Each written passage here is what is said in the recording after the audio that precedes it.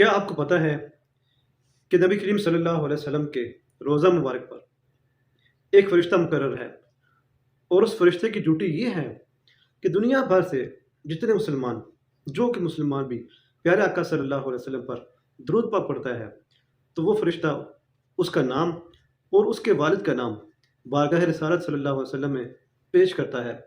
سبحان اللہ! تو وہ بندہ کتنا خوش نصیب ہے کہ جس کا نام اور اس کے والد کا نام بارگاہ رسالت صلی اللہ علیہ وسلم میں پیش ہو رہا ہو۔ تو آپ بھی درود پاک پڑھا کریں تاکہ آپ کا نام اور آپ کے والد کا نام بھی بارگاہ رسالت صلی اللہ علیہ وسلم میں پیش کیا جائے۔ آپ یہاں سے اندازہ لگا لیں کہ ایک جو فرشتہ ہے جس کی ڈیوٹی ہے کہ درود پاک سننا، دنیا کے کسی کونے سے بھی کوئی مسلمان درود پاک پڑھے، اس کی ڈیوٹی ہے کہ درود پاک سنیں اور سن کر بارگاہ رسالت میں پیش کرے۔ تو جب اس فرشتے کی سننے کی طاقت اتنی ہے تو پھر پیارے آقا صلی اللہ علیہ وسلم کی سماعت کا کیا عالم ہوگا۔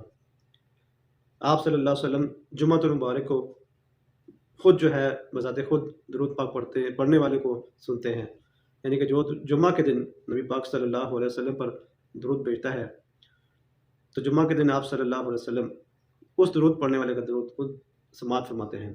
سبحان اللہ! تو آپ بھی درود پڑھا کریں۔ اللہ تعالیٰ سے دعا ہے کہ اللہ تعالیٰ ہمیں درود پاک پڑھنے کی توفیق عطا فرمائے۔